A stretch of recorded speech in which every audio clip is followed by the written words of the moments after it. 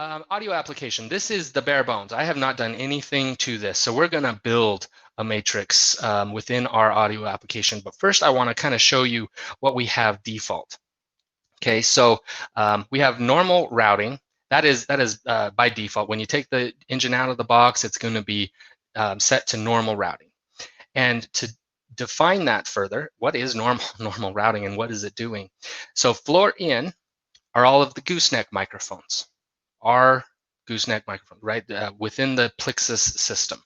Okay, all of those are coming in and routed everywhere, or you can see all of this is routed everywhere. Floor out are the 3-inch little built-in loudspeakers. So that's normal functionality. It comes in, it goes out to loudspeakers, right? Okay, all of the goosenecks are coming in and going out the aux outputs. They're coming in and going out Dante channel 1 by default.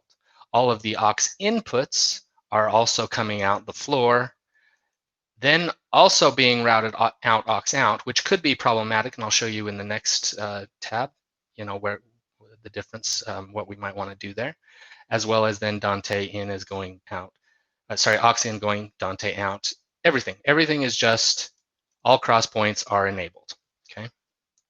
Next, if I come over here to distance conferencing, now you can see that we have removed these aux in to aux out cross points.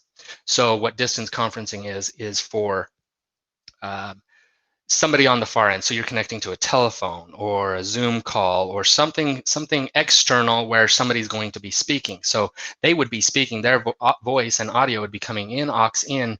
We don't want to immediately send that right back to them. So we disable it. Right, and the same could be true for Dante in to Dante out, etc. Right, so gooseneck microphone still going to the loudspeakers, gooseneck microphone still going to the aux out, but of course their voice, far end voice, is disabled. Okay, that's a little bit of the difference. Next, external equalizer is maybe the way the gooseneck microphone sounds as it's coming out in the room. Maybe too tinny, too bassy, too something else, and you want to EQ it a little bit, process it a little bit. So its external equalizer is basically disabled the gooseneck microphones from immediately going out the little loudspeakers. It does get sent out the aux out to be processed, whatever, mixed, and then re-injected back into the aux in. That aux in is now coming out the aux out. Right? So little subtle differences that we can make. And like I said, these are all default. If I show you, if I come back to the browser-based portion into audio routing, we have those three. And we can choose distance conferencing, external equalizer. There's nothing more we can do. We don't have any cross points to enable or disable in here. We just know that that's what it's doing. And maybe in this case, we want distance conferencing, right? As well as some the aux in level controls, aux in and out level controls there. Okay, so distance conferencing, and you can see by this green dot, that is the one that is activated. So that's a good one. Let's go ahead and start building, and let me show you exactly how we can move forward with the Dante on seats and all of that other stuff. That's really fun. Okay, so let's start with our template of distance conferencing. I want to go ahead and make a clone of it. We can rename this configuration something like that. Okay, so first step we want to do is Dante in 1, and again we're going to go through this, so this is somewhat tedious, but I won't do every single seat, but just to give you an idea of exactly how to do it. Okay, so first off, I want to actually remove this one, and we'll start over. We're going to remove this one too. One of the things we can do that's really cool is we can actually separate all of the seats individually and send them out individual Dante channels. Okay, so if I come over here to seat 1, I want to add seat 1 to this group. Okay, save. Let's do that again. Seat 2. I'm going to choose this as seat 2, and we're just building here. Seat 3. Grab seat 3. Save. And I'll stop here. Seat 4. Highlight seat 4. And save. Okay, so now all of those are each separated out. Oh, I almost forgot. Let's do one more. And now we can do Dante channels. So Dante input channel 1 was the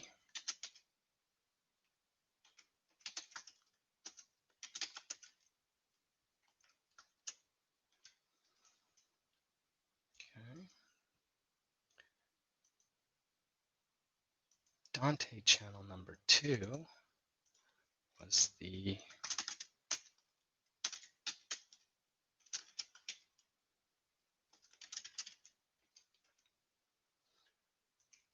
something like that.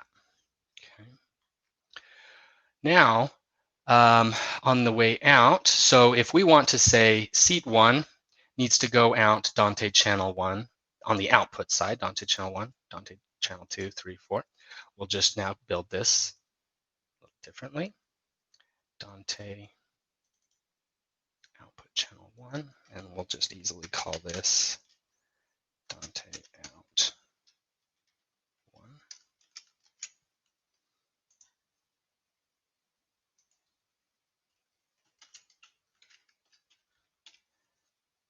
Choose Dante channel 2. Dante 1, you notice, is already missing. We can only use the output channels once. Dante channel 3. One more. Dante channel 4. Save. Okay. Now, so as I have that, so on seat 1, I want to enable, just with a double click, this cross point. Seat 1 is now being routed out individually to Dante out channel 1. Seat 2, seat 3, and seat 4. Okay. Maybe we also want the lectern. So we definitely want the lectern and handheld microphone to come out the floor audio, right? So we would certainly enable this, as well as probably the aux out, right? So we want everybody on the far end to be able to hear those microphones. Okay. And then, so that's pretty simple for all of the routing. Seat audio coming from seats going out Dante. But now also another trick we can do to add, like for a full mix minus, we can actually make seats, so individualize the individual 3-inch loudspeakers. So seat 1, let's call this loudspeaker seat 1.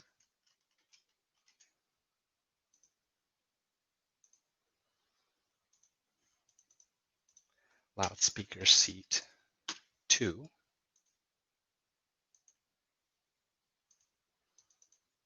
Loudspeaker seat 3.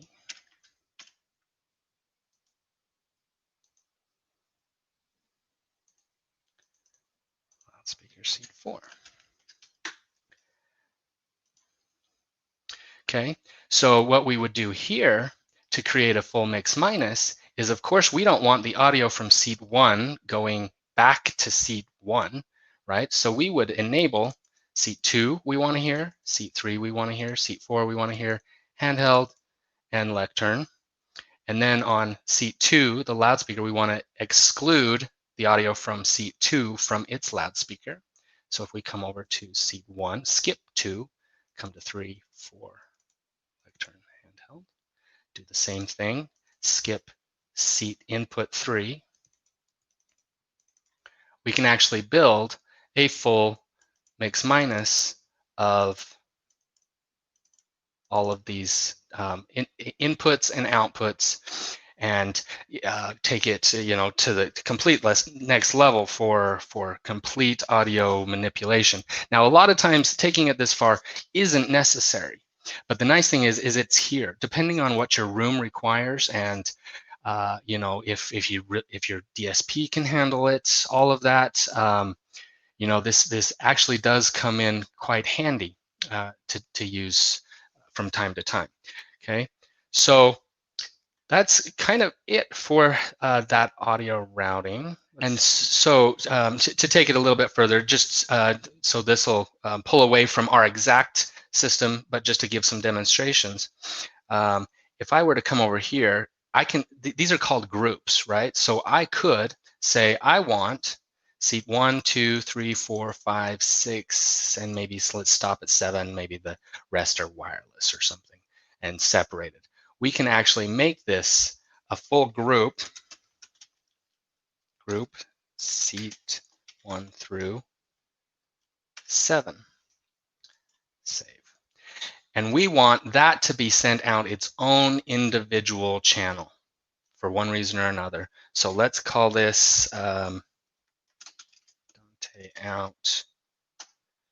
Well, let's make it, in reality, let's say it's 15, right? By the time you use all of your other channels, it might end up being something like that. So we choose channel 15, and we want to enable that. So full flexibility in that way. We can rearrange, send anything to and from, and build this all. So yeah, it's a really powerful way to make your system sound crisp. So to continue on, and like all of these Dante, I mean, you can do it via software, PC programs. There's Dante virtual sound card, Dante via, things like that you could potentially use, but you will need to somehow extract each of these Dante outs and do something with them at that point, whatever it is you want to do, reroute them back in so they come back into their proper seats, or however you want to do that. So a DSP just makes it more simple because the DSPs usually have a higher number of routing capabilities, but if you want to do it all through the Dante provided softwares, or the little USB to XLR dongles, there's lots of different ways you can get around using a DSP. We just say DSP just because that kind of encompasses it all.